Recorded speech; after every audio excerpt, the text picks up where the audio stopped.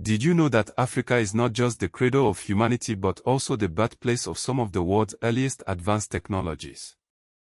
Let's journey back to the dawn of time, where the story of Homo sapiens begins. In East Africa, fossils like those found at Jebel Irhoud in Morocco, dated to 315,000 years ago, and Homo Kaibish in Ethiopia, dated to 233,000 years ago, reveal that Africa is the foundation of human evolution. These discoveries are not just footnotes in history, they are the bedrock of our collective past.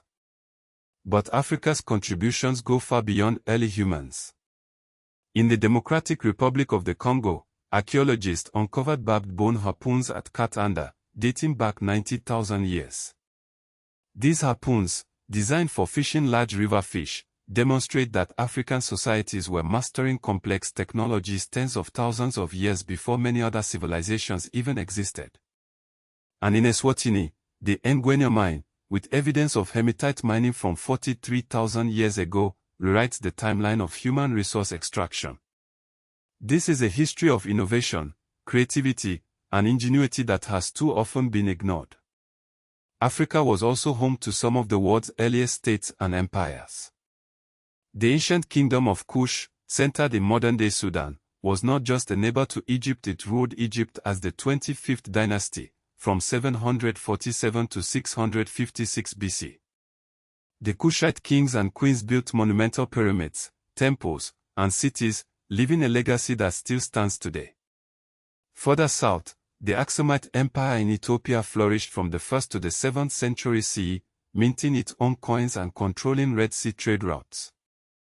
And in West Africa, the Mali Empire, under Mansour Musa's rule, became one of the wealthiest and most powerful empires in history. Musa's pilgrimage to Mecca in 1324 CE was so lavish that it reportedly destabilized economies along his route. These empires were not isolated, they were deeply connected to global trade networks. African gold, salt, ivory, and textiles flowed across the Sahara, the Indian Ocean, and beyond. Cities like Timbuktu became hubs of intellectual exchange, where scholars from across the Islamic world gathered to study astronomy, mathematics, law, and theology. Thousands of manuscripts survive today, written in Arabic and Ajami script, offering a window into Africa's vibrant intellectual traditions. Yet African history is also a story of resistance and resilience. Women like Queen Amenarinas of Kush, who led her armies against Rome, and Queen Zingamband of Angola, who fought Portuguese expansion, shattered stereotypes of African societies as passive or divided. Ethiopia's victory over Italy at the Battle of Odwa in 1896 remains one of the most significant anti-colonial triumphs in history. These stories challenge the narrative that Africa was merely a victim of colonialism. Instead, they reveal a continent of innovation, power, and resistance.